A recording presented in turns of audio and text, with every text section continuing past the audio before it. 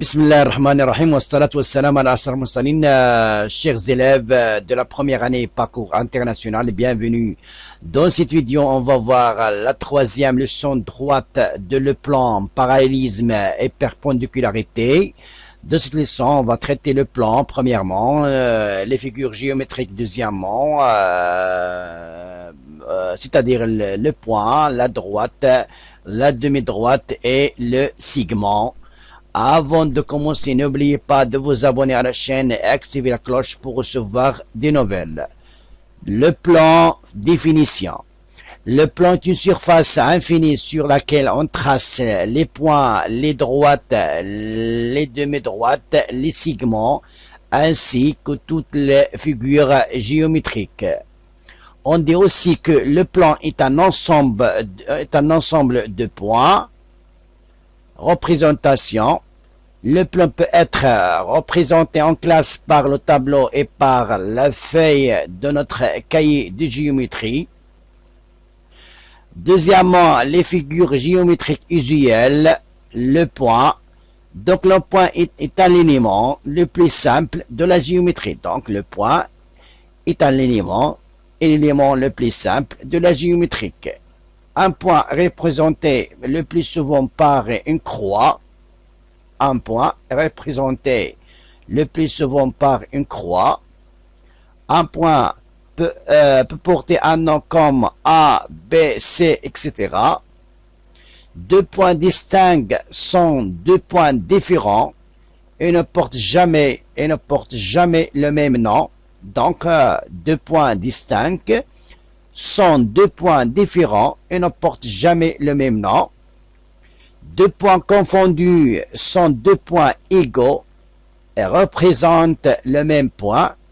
Deux points confondus sont deux points égaux et représentent le même point.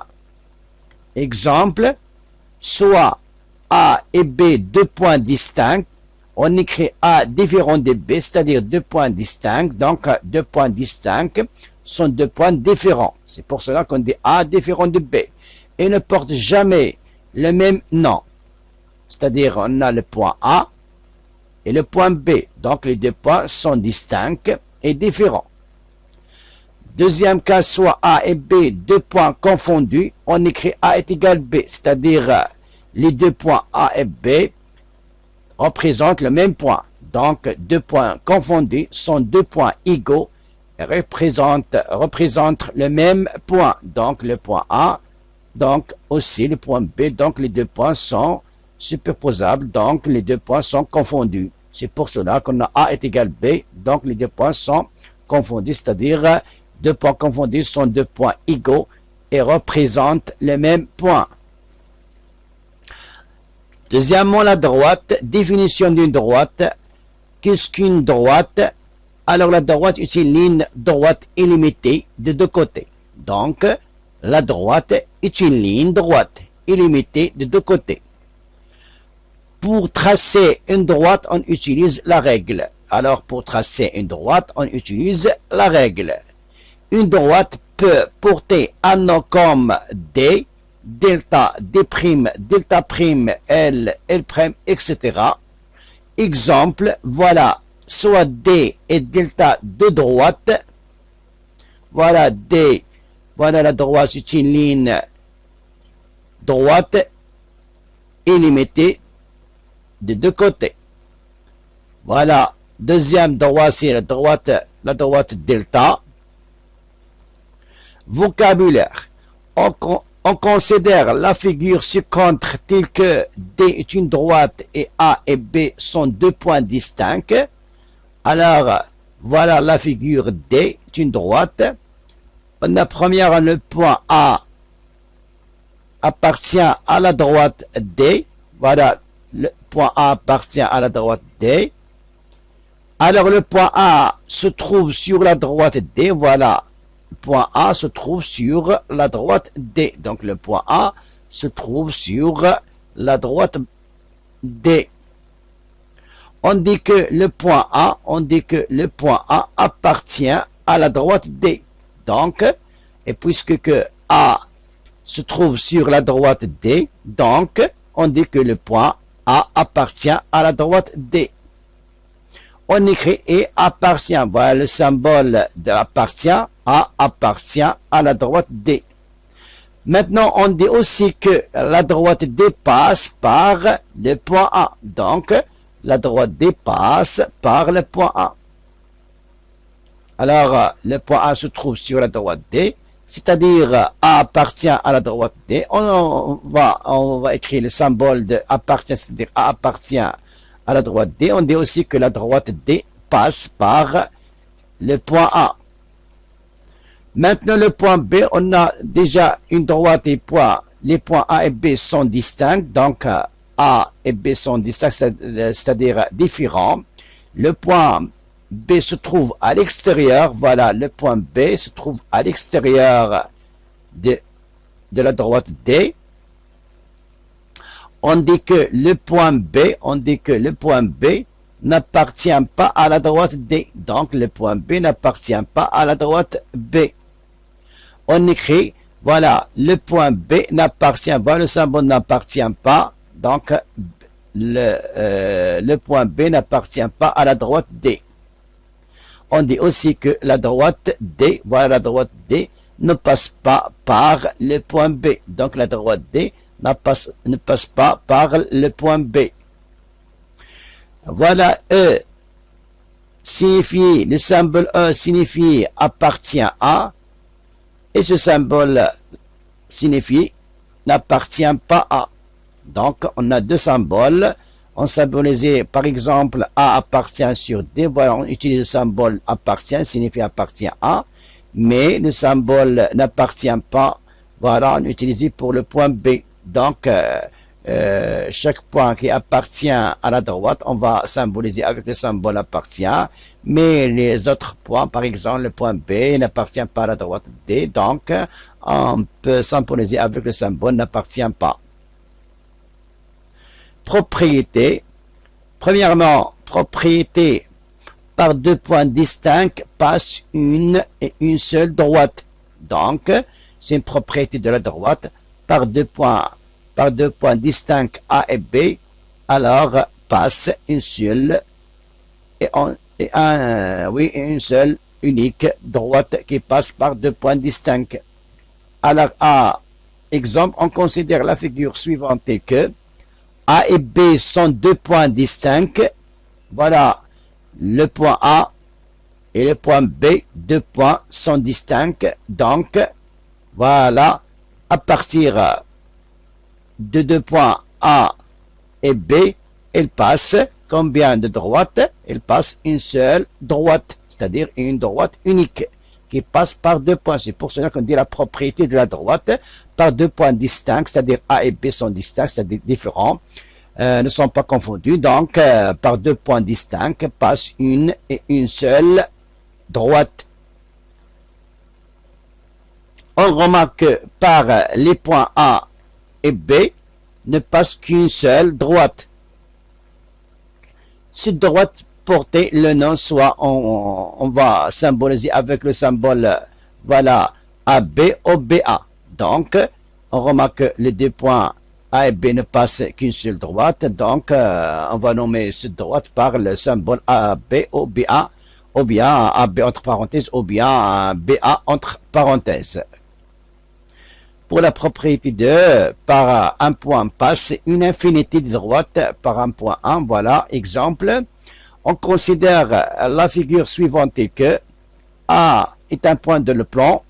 Voilà, A est un point de le plan. Donc, combien de droites passent par un point? Donc, il passe une infinité de droites. Première droite, deuxième droite, troisième, quatrième droite, cinquième droite, et la sixième droite, etc. Il y a infinité, c'est-à-dire c'est plusieurs des droites qui passent par le point A. Donc, on remarque que par le point A passe une infinité de droites, c'est-à-dire plusieurs de droites. Maintenant, passe les points alignés. Définition des points alignés. Les points alignés sont des points qui appartiennent à la même droite. Donc, les points alignés sont des points qui appartiennent à une même droite. Exemple et contre-exemple. on considère les figures suivantes. Voilà, on a dans cette figure, on a les 3 points A, B, C. Donc, puisque les 3 points appartiennent à la même droite, dans ce cas, on dit les 3 points A, B, C sont des points alignés. Pourquoi? Parce qu'ils appartiennent à la même droite. Alors, on remarque que les 3 points A, B, C, A, B et C sont des points alignés qui appartiennent à la même droite. Voilà, on a maintenant les 3 points E, F, G. Voilà, les 2 points E, G sont alignés et les 3 points ne sont pas alignés. Donc, on remarque que F et G ne sont pas des points alignés. Pourquoi? Parce qu'ils n'appartiennent pas à la même droite. Donc, les 3 points ne sont pas alignés. Position de deux droites. On a dans le plan, on se trouve la position, les positions de deux droites, soit de droite séquente ou droite parallèle. Donc, on commence par droite séquente. Définition de droite séquente sont deux droites qui n'ont qu'un seul point commun. Voilà deux droites séquentes. Lorsqu'on dit deux droites séquentes, sont deux droites qui n'ont qu'un seul point commun. Exemple, on considère la figure suivante. On a, voilà, le point A. Donc, la droite D, on a le point appartient à la droite D, ou bien la droite delta passe par le point A. Maintenant, on a aussi la droite D passe par le point A, donc on dit que les deux droites delta et D sont séquentes au point A. C'est pour cela qu'on dit deux droites séquentes sont deux droites qui n'ont qu'un seul point commun, donc entre les deux droites D et delta, un seul point commun, c'est le point A. On dit que D, la droite D et delta, deux droites séquentes en A. Remarque, on appelle A le point d'intersection. Aussi, on appelle le point A, c'est le point d'intersection de deux droites D et delta. Donc, dans ce cas, on remarque que les deux droites sont séquentes au point A. Et aussi, on appelle A, c'est le point d'intersection. Voilà, on appelle A le point d'intersection de droite D et delta. Deux droites séquentes sont distinctes. Alors, les deux droites séquentes sont distinctes, c'est-à-dire non pas confondues. Pourquoi? Parce qu'ils ont un seul point d'intersection, ou ils ont aussi un seul point commun. Pour dire que les deux droites sont confondues, dans ce cas, ils ont au minimum deux points communs pour dire que les deux droites sont confondues. Deuxièmement, droite confondue, définition. Deux droites confondues sont deux droites qui ont plus d'un point commun pour dire que deux droites confondues, c'est-à-dire les deux droites sont deux points communs au plus. Exemple, on considère la figure suivante. Voilà, premièrement, sur la figure, on a la droite delta. Voilà, la droite D, donc les deux droites D et delta sont confondues. Pourquoi? Parce que les deux droites, voilà, elles ont plus d'un point commun, donc les deux droites D et delta sont confondues.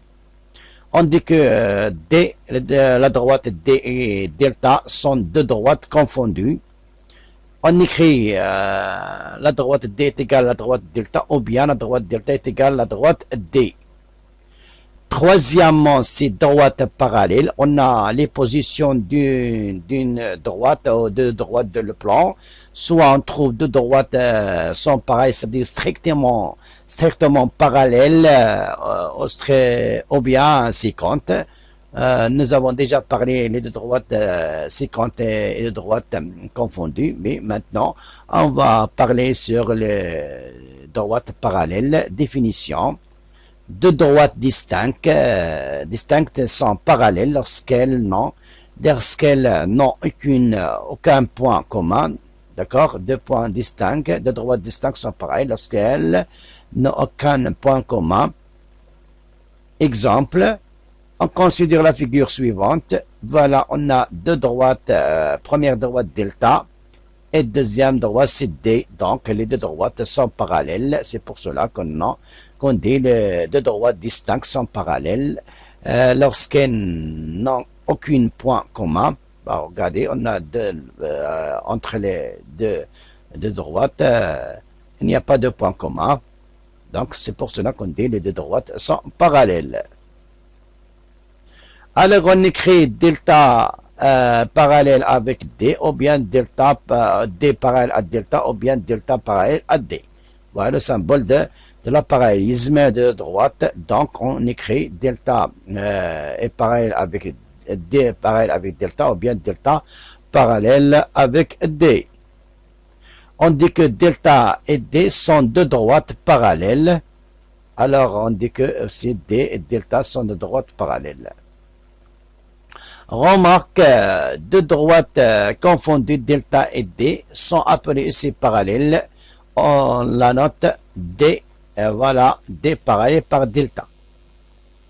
Exemple, par exemple, on a delta lorsqu'on dit deux droites confondues, c'est-à-dire superposables l'un sur l'autre. Alors, deux droites confondues, delta et D, voilà, les deux droites sont confondues, D et delta. Alors, D et delta sont aussi appelés, les deux droites sont parallèles. On note delta parallèle avec D. Voilà, les deux droites, D et delta, sont confondues. Propriété, par un point donné, il passe une seule droite parallèle à une droite donnée. Par un point donné, il passe une seule droite parallèle à une droite donnée. Exemple, voilà, on a la droite D, un point M de le plan, c'est-à-dire le point M à l'extérieur de la droite D, c'est-à-dire n'appartient pas à la droite D. Donc, par un point donné, voilà le point donné c'est M, il passe une seule droite parallèle, c'est-à-dire il passe une seule droite, passe par le point M et parallèle avec la droite D. Voilà, il passe une seule droite, passe par le point M. Donc, cette droite est parallèle avec la droite D. Alors, par le point M, passe une seule droite parallèle à la droite D. Quatrièmement, droite perpendiculaire. Voilà, définition. Lorsqu'on dit deux droites perpendiculaires sont deux droites séquentes qui forment quatre angles droits. Alors, pour dire que deux droites sont perpendiculaires, alors il faut que les deux droites forment quatre angles droits. C'est pour cela qu'on dit deux droites perpendiculaires sont deux droites séquentes qui forment quatre angles droits. Exemple, on considère la figure suivante. Voilà, on a la figure, c'est la droite delta. Voilà, les deux droites delta et D sont perpendiculaires. Donc, il faut former quatre angles droits ou bien un seul angle droit. Voilà, on a le premier angle, deuxième angle droit, troisième angle droit et quatrième angle droit. C'est pour cela qu'on dit, lorsqu'on dit deux droites, c'est-à-dire delta et D sont perpendiculaires, dans ce cas, les deux droites sont séquentes et forment quatre angles droits. Alors, on dit que D et delta sont deux droites perpendiculaires. Alors, on écrit D perpendiculaire, c'est-à-dire D perpendiculaire au delta ou bien delta perpendiculaire à D. Propriété, par un point donné, passe une seule droite perpendiculaire à une droite donnée. Par un point donné, comme nous avons déjà vu dans l'exemple précédent, par un point donné passe une seule droite perpendiculaire à une droite donnée. Exemple, voilà, on a la droite D et le point M, c'est-à-dire le point M n'appartient pas à la droite D, passe. Combien de droites passent par le point M est perpendiculaire à la droite D? Elle passe seulement voilà, une seule droite perpendiculaire. Elle passe, voilà, elle passe une seule droite perpendiculaire à la droite D et passe par le point M. Donc, c'est une propriété par un point donné. Voilà, le point donné, c'est le point M. Passe une seule droite perpendiculaire. Voilà la droite perpendiculaire à une droite donnée. La droite donnée, c'est la droite D. Donc, pour dès que les droites sont perpendiculaires, il faut mentionner qu'il y a un angle droit, au moins un angle droit. Alors, par le point M passe une seule droite perpendiculaire à la droite D. Maintenant, projeté orthogonal et distance entre un point et une droite. Le projeté orthogonal est distance entre un point et une droite. Voilà, on considère la figure suivante telle que D, une droite, et E, un point à l'extérieur de D. Voilà, on a une droite. On considère la figure suivante, le D, voilà la droite D, et droite D, et le point E à l'extérieur de D. Donc, le point E n'appartient pas à la droite D. La perpendiculaire à D, voilà la perpendiculaire, c'est-à-dire on trace une droite perpendiculaire à la droite D, passant par le point E, et coupe, voilà, et coupe la droite D en point H. Voilà la droite, voilà. La droite, c'est-à-dire la droite perpendiculaire, ou bien la perpendiculaire sur la droite D passe par le point E et coupe la droite D en H. Voilà, et coupe la droite D en H. C'est pour cela qu'on dit le projeté orthogonal. C'est-à-dire, on projette le point E sur orthogonal, c'est-à-dire vertical, on projetait le point E sur la droite D, c'est-à-dire on projetait vertical. C'est pour cela qu'on dit le projeté orthogonal. Le projeté orthogonal, c'est-à-dire on fait la projection de point E sur la droite D.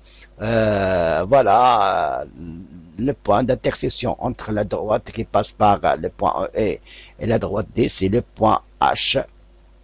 Alors, on dit que H est appelé projeté orthogonal. Voilà, H est le projeté orthogonal de E sur la droite D.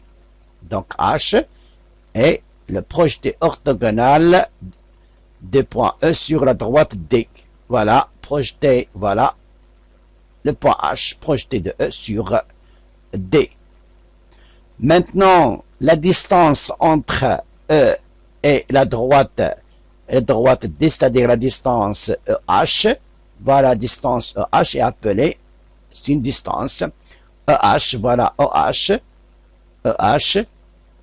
appelée la distance entre E et la droite, donc la distance EH, voilà, toujours entre le point, c'est la plus petite distance entre ce point à la droite. Alors, on va mettre ici un point, par exemple, un A, ici B, donc on regarde que la distance est plus grande que la distance EH. Donc, le projeté orthogonal du point E, c'est la plus petite distance entre le point E et la droite D. Alors maintenant, voilà, on a, voilà, EH, c'est distance entre D et E. Donc, cette distance entre le point E et la droite D, c'est-à-dire EH, c'est distance entre D et E. Remarque, la distance d'un point E, voilà, la distance d'un point E à D est la plus petite distance de E à n'importe quel point de D. Donc, la distance d'un point E à D est la plus petite distance de E à n'importe quel point de D.